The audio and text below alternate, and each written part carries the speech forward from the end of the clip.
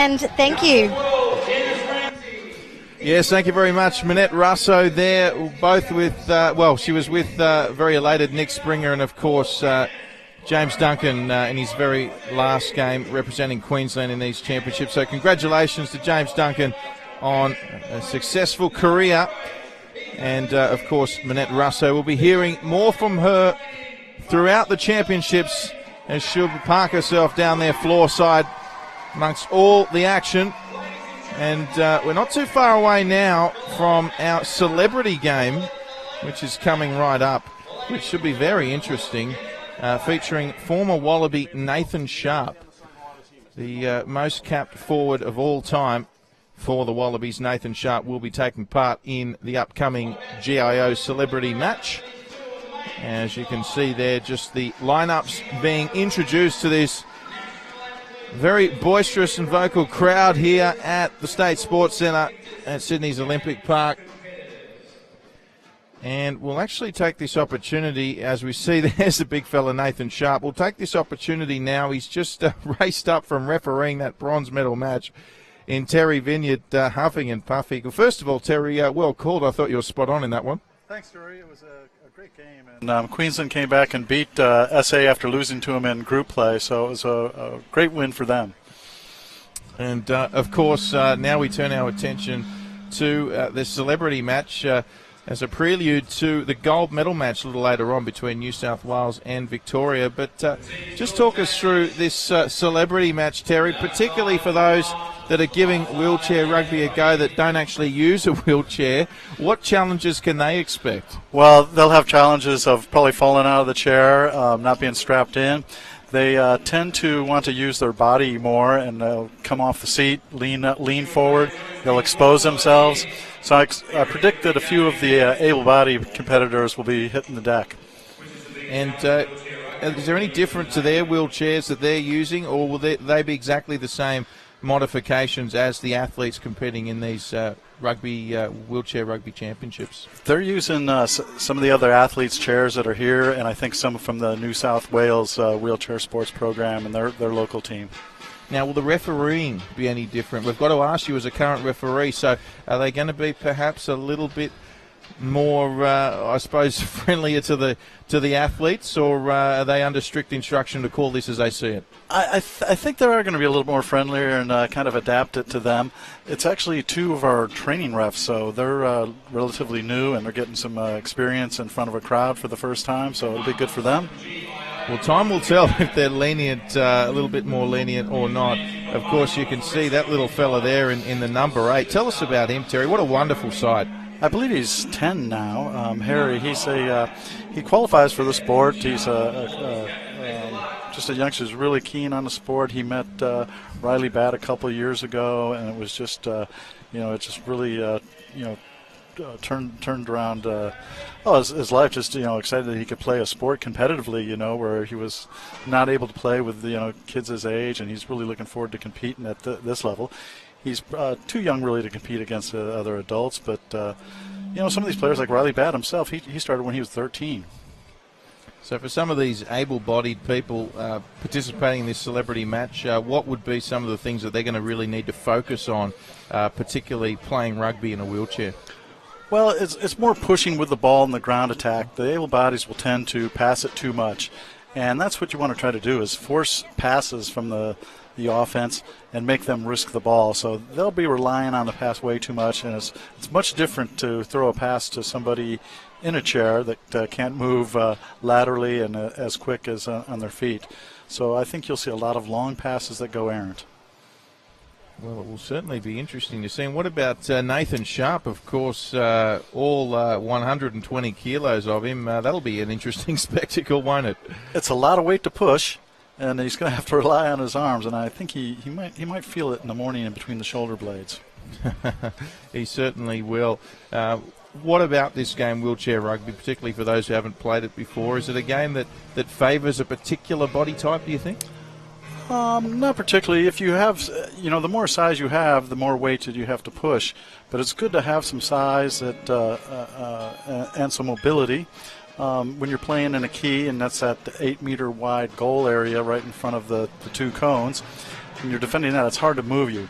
And if you're a lighter player, the offense will try to move you. If they knock you over the line, that's a penalty or a penalty goal, depending if it's the ball handler that does it. So size can really help. Also, measuring up a defender and getting it over a defender that's got his hands up can be a little tricky, especially for some players who don't have the same muscle function as an able-bodied player. What type of role do you think a player like Nathan Sharpe, plenty of height, plenty of weight, will play in this celebrity fixture? Well, he's strong enough. He can probably get some mobility. He can probably generate some speed with those wheels. And I would say if the other team is back in that key area defending, that he would be good to try to smash it through, to physically knock some players through and go over the goal line with it. Let's talk about wheelchair rugby's history. A lot of people say it is a combination of a number of sports, of course. Probably mostly the sentiment is a combination of NFL, American football, and ice hockey. But, of course, used to be known as murder ball, and it just seems to have everything rolled into one, doesn't it? And then being an American yourself, of course, wheelchair rugby being a Canadian product, being closer to it over there, perhaps you can just fill us in a little bit more on your take on its origins as a sport. Yeah, it's really a hybrid of many sports. It has like the dribble of basketball. Of course, we use a regulation volleyball. And you have penalties that are similar to hockey with a penalty box, and it's a release. If there's a goal scored, the player is released from the box. And the physicalness of it and the kind of the camaraderie is more like rugby. That's where the Canadians kind of took the name. They first called it murder ball, but it was a little hard to sell to the rehabs that they wanted to get to get a player base from and to get some potential sponsorship. So it was changed to wheelchair rugby, and that was in the late 70s. And then it came across the border into the States in the early 80s, and that's where it really took off because there was a lot more population to work from, and Canada and U.S. could compete against each other. And they basically, that's all they had to compete against was those two countries until the late 80s, early 90s when Great Britain and then came down under to Australia and New Zealand. Australia first holding the first national championship in 1991. Yes, of course, 1991, the first year, the inaugural year of this wonderful tournament that we're witnessing, and we have been witnessing over the past 4 days, the 2014 GIO Wheelchair Rugby Championships, also known as the GIO Fierce Four, as this celebrity match about to get underway. Who are you tipping here, Terry? Well, here's the tip-off. It looks like the celebrity team should get it. They have a little more height. And they did. They win the tip. They control it. They got 12 seconds to get over half, which they did easy there since they were starting out at midcourt. This is the only female player at the Nationals this year, Robin Lambert, and she dishes off. And there we go. Very fitting. Nathan Sharpe scores his first ever wheelchair rugby goal. Got the assist from Robert Lambert, and Nathan Sharpe with a goal. Certainly. There's young Harry going defending, forces the pass, almost a backcourt violation. Once you go over into the front court, you can't go back. Robin Lambert picks up a loose ball, gets it into the front court. So we're seeing a little bit of passing earlier. Here's Big Sharpe coming across and just couldn't hang on to that one. I think it went off of young Harry's foot plate. So contrary to the other championship games we've seen this week, Terry, we're seeing two halves played in this one. I believe they'll probably do two 20-minute halves instead of the 4 quarters. I see that they had, I think they put 15 minutes on the court, or maybe they put 15 or 16. 15 minutes they started. So they'll probably do two 15-minute halves. They're adapting the rules a little bit so they don't have all the stoppages maybe for the quarter time. And they've got a score. That was the equalizer. So there we go. So the celebrity team's going head-to-head. And here he is, the youngster you were talking about. Oh, he even takes a bounce. Look at him. He's got all the makings, Terry. He's developed some good chair skills in just the 2 years. He was introduced to it just a couple of years ago. So he's got the role models there. He's got a good chair. And he's definitely going to be a kind of a darling of the area in wheelchair sports and the sport of rugby. So here he goes again. He certainly doesn't look out of place there on the floor, and he'll take it in again, and there's a signature bounce to the referee. So they're on top early, 3-1. Celeb team number 2. I think we're calling them, Terry.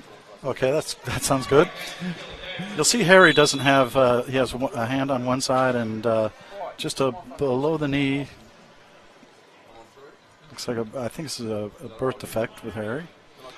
So he pushes asymmetrical. It's not a nice, smooth push, but he's adapted quite well to it already.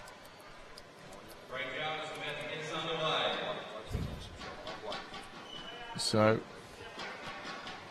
the inbound pass coming back in, and, well, there's some good speed. Shaw, what about that? Barney Cornerisi, he played for New Zealand. They were eliminated out of the medal contention, so he's playing for one of the celebrity teams. And he's a 3-5. He's the highest class out there of function amongst the quad players.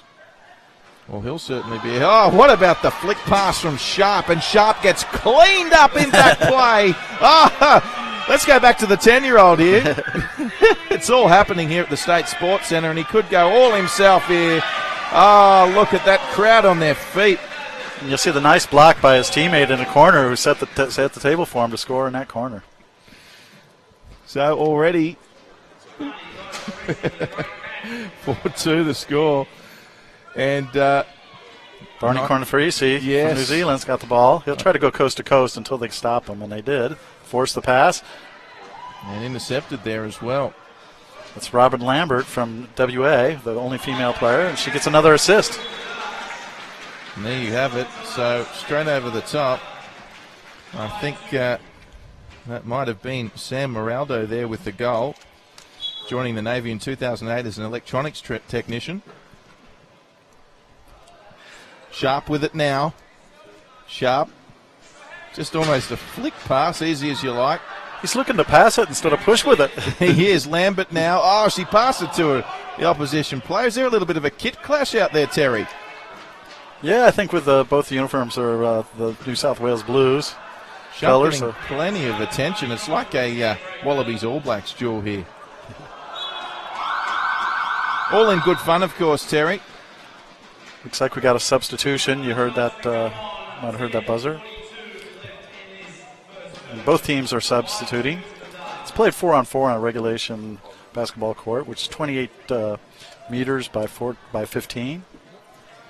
The goal area is actually 8 meters wide. You'll see the 2 cones at each end of the goal. And in front of the goal is a key area, which is that taped off area. This is 1.75 meters deep. 3 defenders can go into that key area. If a 4th defender goes in, it's a 4 and a key penalty. Good to see as well the New Zealand representative going in hard. Why wouldn't you? I applaud that, Terry. Sure, they love the game and a chance to go against some able-bodied rugby players and hit them. Absolutely, they're able-bodied, and I'm sure they want the real experience of wheelchair rugby as well. Young Harry with the ball. Harry's got it now. Harry. Oh, he's turning the defense around. Harry. Oh! He just rode over the foot plate there. The defender tried to get up in front of him, and that could be a spin, but he rolled right over it. Good power from the youngster. It certainly was. Great. From what we're seeing from young 10-year-old Harry, do you think he could, Terry, potentially have what it takes to go all the way? Oh, sure. Starting out young, this is a huge advantage, starting out so young. Most of the players are your motor vehicle accidents, age 18 to 24. So by Harry starting out pushing a chair at such a young age and having teams so close to him, and really the sky's the limit for him. And that's with Riley Batt, who we'll see later in the final, that he started young and he's one of the best players in the world. So here's Harry again. Young Harry. And he's still going, Harry. He's still going. Oh! Sign him up now. You can see the managers knocking on the door. Well, New South Wales definitely has their eye out for him, and they're looking for him to come in along in the future. So, bit of a pirouette there. Good pressure there from Harry, and applying the pressure, and finally the pass going away there, but it's still on here. And he just got it in time there as well. So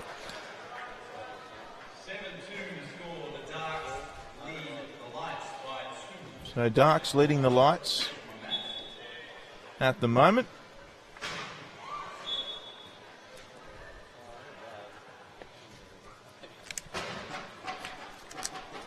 Yeah, we've got a 7-2 lead. So that's a comfortable lead, and with now you got 40 seconds to score. And if you don't score in the 40 seconds, it's a turnover. And I'm just looking down. I don't know if they're playing with the 40-second clocks. Doesn't appear that they are, but usually in a regulation game you'll have a 40-second clock. And just couldn't pick it up there, the big fella. I think that was Rear Admiral Stuart Mayer. Joined the Royal Australian Navy since 1984. So we're going to see an inbound pass now. And there's Harry again. Oh, lovely move inside. And he's showing some pace for a 10-year-old, isn't he? Yes, he's going to have to get a dribble somewhere. There, he got it, I think. Oh, somebody hit him right as he was dribbling, but they kept possession.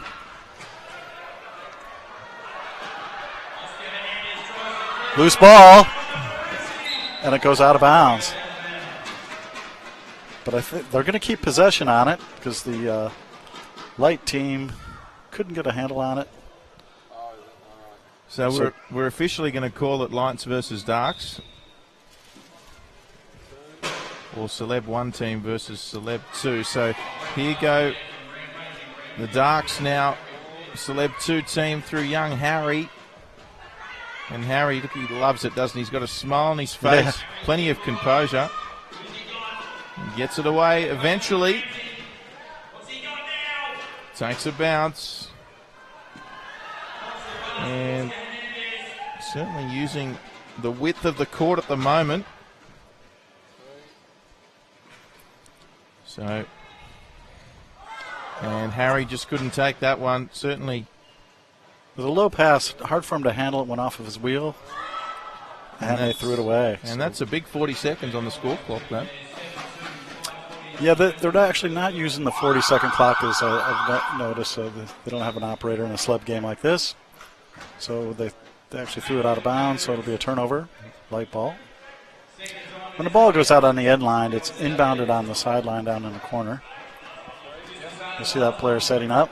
The referee will put it on his lap, blow the whistle. Referee kind of explaining some rules with the players. So we've got an inbound pass now. Score is 7-2 to the dark blue side, although here come the light blues now.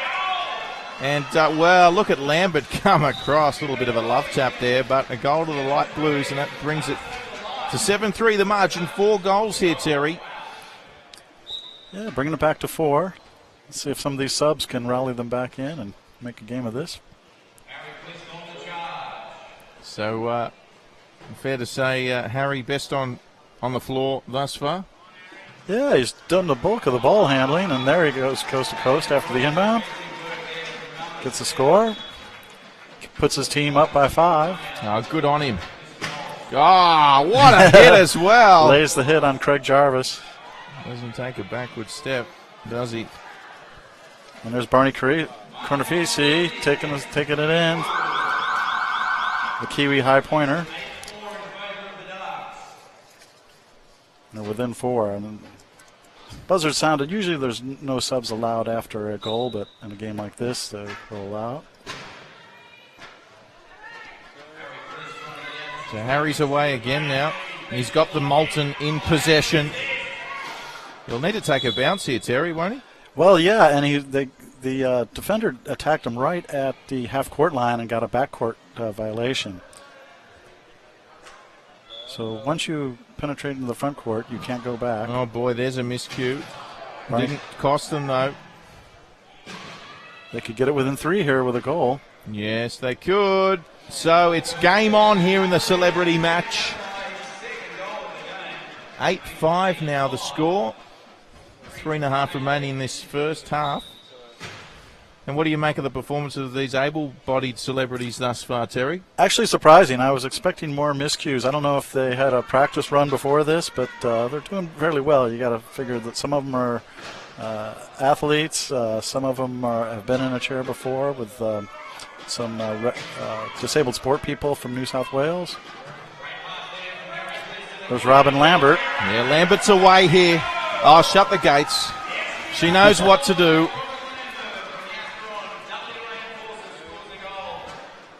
So 9-5 now to the dark blue side. There's the inbound pass. Was a good one in the end. So Lambert's quick though. She could cut this off. She will. Oh, great tap as well. That's experience for you.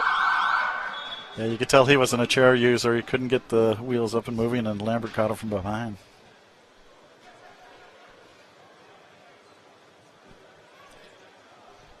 So 9-5 the score.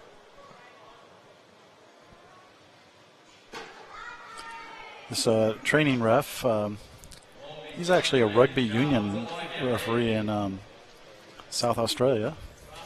The pressure coming now as we see Nathan Sharpe limbering up on the sideline.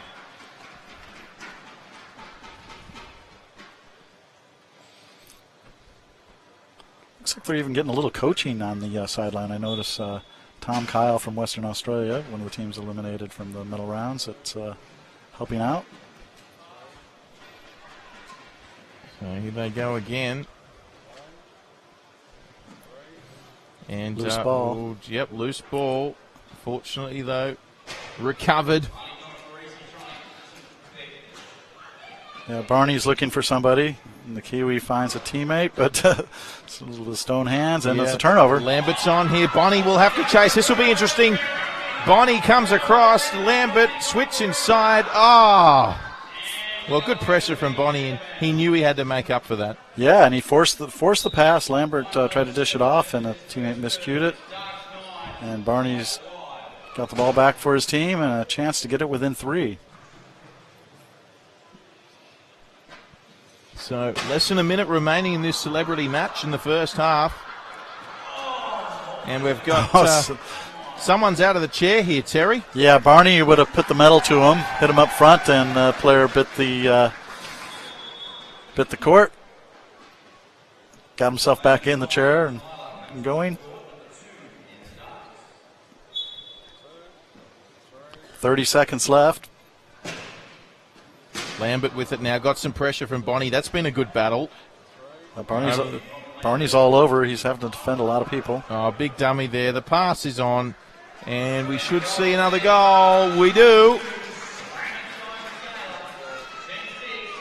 So 10-6 now to the dark blue side in this celebrity match. Only 5 seconds remaining. Gee, they've got to get on with this, Terry. Yeah, it's a running clock, so it didn't stop like it does usually in games.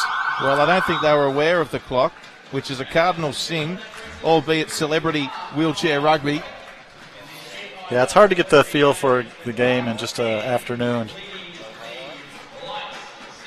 Okay, so that's half time, Terry, and what do you make of the first half? Well, it's interesting seeing some of the new chair users adapt to the chair, but they did really well, and yeah, we'll hope to see the second half a little bit of a comeback. I guess we got a 5-minute break in the action. I don't see too many of them going for water and sucking wind right now. Is it a sport, Terry, from your experience, where a lot of able-bodied people have an opportunity to play or show an interest in playing? I mean, you yourself are an able-bodied person. Yeah, sometimes like New Zealand, they use able bodies because they don't have enough numbers to put in their teams. And in the late 90s, it was done and also in Australia to just make numbers in some of the more regional areas. But yeah, some other countries allow able bodies just to make more teams, make more numbers. And what about yourself, Terry? Of course, we mentioned that your illustrious wheelchair rugby career, where you've taken 2 different nations to Olympic Games, Atlanta in '96 with the Americans, Sydney in 2000 with the Australians, gold and silver medals. We've even spoken about Belgium. as an able-bodied person yourself, Terry, talk us through how you actually first got involved in the sport the very first time in wheelchair rugby. Well, I was working as a recreation therapist in Tampa, Florida at a rehabilitation center for spinal cord injury, head injury, and stroke. And our marketing department started a disabled sports program. And rugby was a relatively new sport. I think we're cutting the halftime break down and they're going to get underway. But it's a relatively new sport, and they set out just like a videotape, instructional tape, and I took a look at it with some other quadriplegics in the community. And basically we started from there and started meeting regularly, and I had to get in a chair and play and recruit other people so we could fill out numbers just to make 8-on-8 or 4-on-4. And just kind of snowballed from there, the interest and the excitement. And the disability of quadriplegics didn't have a team sport before wheelchair rugby, so when that came along, it just really opened the door for a lot of severely disabled athletes and quadriplegics. Yeah, certainly a very interesting story. Of course, Terry Vineyard joining us in commentary here. And here's young Harry. We mentioned he's only 10 years of age, but he's showing everyone up here at the moment. Look at him go. And he just loves a contest. Look at him. And certainly, it's fair to say he's playing a major role in the dominance thus far of the dark blue side. They lead 11-7. They lead by 4 goals. And Nathan Sharpe's on the floor, Terry. Yeah, and Harry scored a few goals right there. He got the assist. And there's a female player on the Celebrity 1 team. And she's an able-bodied player. So she's not the only female out there. Nathan Sharpe taking the inbounding duties now. Three goal lead for the dark team. They have the ball. Harry couldn't get to it, and we got a turnover. Oh, Harry got it back. So Harry with a great pass to Nathan Sharpe, the former Wallaby. 116 test matches. He goes over the top. Back to Harry. Assist Sharpe. Goal to Harry. See, Nathan Sharpe is playing in a defensive chair. It's a lot longer than your offensive chair, so it's a little harder for him to push. It's not as mobile, but that was one of the only ones that he could fit in, his friend. Here's Bonnie now, pops it over the top, right on that GIO logo. And end-to-end stuff here at the moment. The crowd lapping this up. We have good crowds here all weekend. They had schools coming out the last 2 days. And they're still pouring in, Terry. Yeah, and they're making a lot of noise. I saw them doing some giveaways at the bronze medal game during the halftime. And that's fantastic, the people coming out and supporting the event. As we see the turnover. And Bonnie now with, I think Sharpie's going to give him that was the backcourt violation. Threw it into the backcourt. And I thought the referee was going to let it slide, but she had to call that. Have you been happy with the refereeing so far? Well, as a referee, I can't say anything else, but I've been happy with the game. We as referees, you like to have good high-intensity games, and you don't always get that. You get some lopsided affairs, but I had an overtime game earlier in the week, and this Queensland South Australia game was fantastic. You had South Australia had beat them in their first matchup in pool play, and then bronze medal Queensland won. What a great pass. He's passed it to the tallest man on the floor as well, with the biggest wingspan. And Harry with another assist. He's not only scoring goals, but he's setting them up as well, and this time to a former Wallaby captain. Yeah, and you saw he went over the line. You just have to have 2 wheels that touch the goal line. You don't have to take the whole chair over. Okay, and that's going to be a held ball call. And they're going to say it was either shared possession or a foul. Let's see what the referee called. Okay, it's a held ball, which is like a jump ball in basketball. So it goes to the possession arrow on that. If it was a foul, we would have saw Nathan Sharpe go to the box. That would have been an interesting spectacle as we see another goal here to the light blue side. So it's now to within 3 goals as this contest just starts to tighten up a little bit, Terry.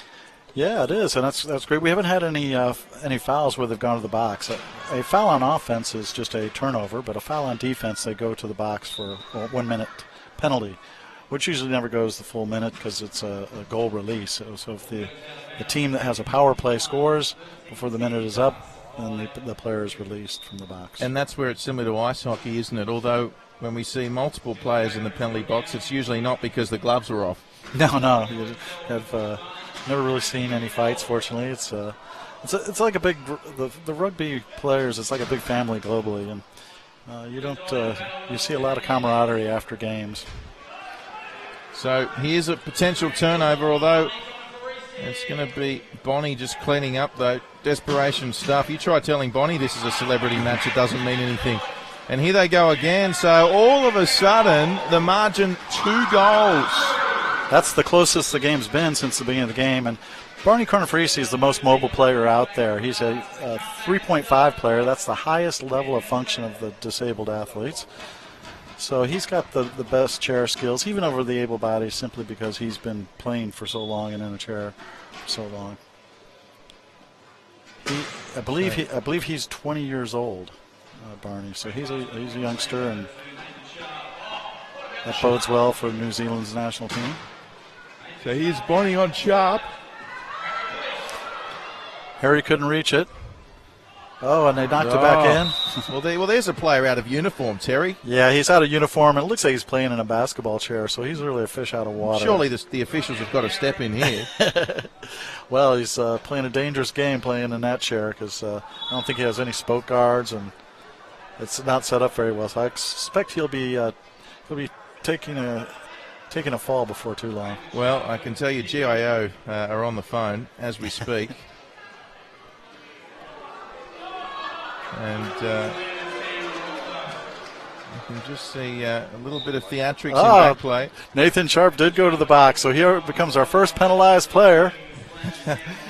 Well, first goal scorer and first penalised player. He's getting in the books. He's definitely making his mark. So 13-11, 8.5 to play. It's the dark blue side in front by 2 goals, but not for long. Now the margin is only 1. So we're seeing a momentum shift here, Terry, and fortunately for the dark blues, the man advantage is over, although I don't think anyone's told Nathan Sharpe that just yet. No, he can come out of the box, but I'm not sure if he's out of there yet.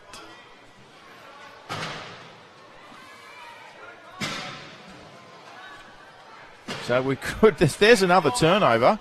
Here's Bonnie with it now. Over the top, and we're all tied up here at the State Sports Centre. 13 apiece. Sharpe going in for the inbound now, so he can throw the long ball.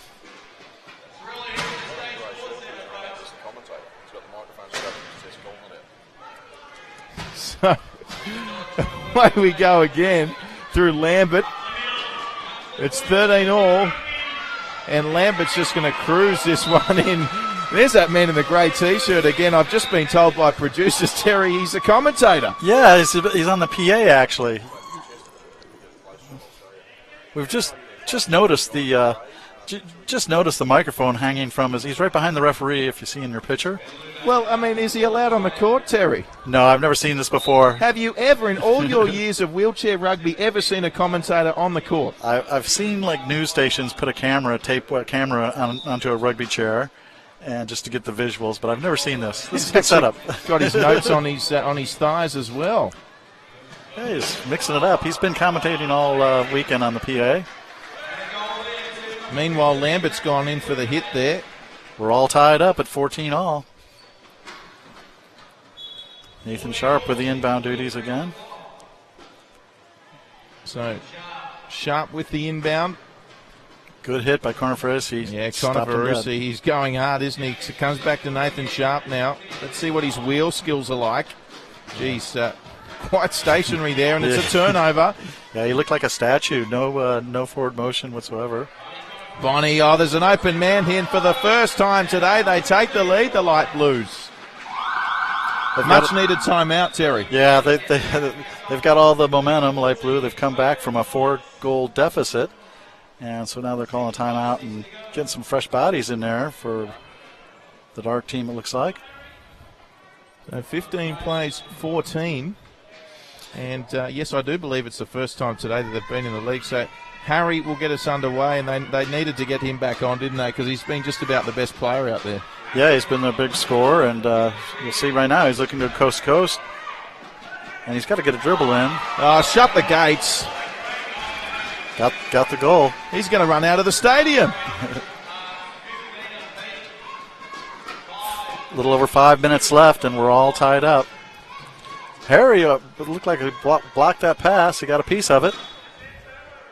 So just for our viewers, Terry, just explain what happens in, well, I suppose, real wheelchair rugby in the event of a tie at regulation. Usually we'll go into overtime, and it's a 3-minute overtime period. They'll have 2 minutes off. They get an added timeout. And then you always play for a winner. There's no ties in wheelchair rugby. In this instance today? I don't think we're going to do it. They'll probably just be happy to go home with a draw, and both teams will win. No, 16 plays 15 at the moment to the dark blue side, although it looks like, oh no, well that certainly won't be on the highlights reel, Terry, that pass. No, it won't. Just a lack of communication there, I think. Yeah, they kind of forced it, and that's what will happen in games. You'll see the defense will try to force passes, force it out of the hands of the good hands, players with good hands. Harry looking to push with it coast to coast. Here he goes again. You can just tell he wants the coast-to-coast goal. Weaving inside out. Sharpe with the block. An unselfish play at the end there. Okay, but what happened is Sharpe went over the goal line without the ball before Harry passed that off. So I think she's waving that off. Yeah, she's waving off the goal. So that'll be the Celebrity 1 team with the ball and a chance to tie it up again. Wow, could that prove costly, Terry? Oh, definitely. Sharpe didn't remember from his briefing probably that you can't go over the line unless you have the ball. Certainly seen some interesting outfits out there as well. As we see now the light blue side attacking. And good pressure there from the dark blue Celebrity side there. When you see the play with the ball there, he's got the Horace Grant goggles on, Terry. Yeah, I think this is one of our veterans that played in the Invictus games over in London. And that was just about a month ago. And those games, they had veterans from, I think it was 6 different countries that played. So there's veterans from all around Australia. And he's not a quadriplegic, but they have multiple disabilities in those games. So just under 3 minutes to go now. Looks like we're in for a grandstand finish. 1 goal the margin. Yes, and the Celeb 1 team with the ball and a chance to tie again. So there's the quarterback Hail Mary, and Lambert just coming in with a bit of with a push and shove. That's what I'm used to seeing from able-bodied players, is long passes, not measuring up their teammates very well. But you'll notice there hasn't been much scoring in the last 3 or 4 minutes. I think they're tiring out there. A lot of people who aren't used to pushing. No doubt players that aren't used to this get tied in the arms, but sometimes it's underestimated for able-bodied people, the strain on the legs as well. And Harry's looking to take it in for a 2-goal lead. Oh, look at him work. Well, he didn't get over there, did he? It's still high on here. Okay, and a defender went over the line, so that's going to be a penalty goal, I believe. Yes, a penalty goal. So the defender who was defending Harry went over the line, so the goal is allowed as a penalty goal for young Harry. 2-goal lead now for Celebrity 2. And well intercepted there, so it comes back to Lambert, who'll turn and go straight away. Lovely pass over the top. Here's Nathan Sharpe. Gee, this will take the house. He ran it over. Oh, no. Just couldn't pick it up. Couldn't get that body down over. He's sitting deep in the chair. That's a low pointer's chair for stability. And sitting that deep, it makes it a little harder. He has to lean forward. The seasoned players learn how to use the rear wheel to pick the ball up, but he was using all his trunk and his function to do it and couldn't come up with it, ran it over.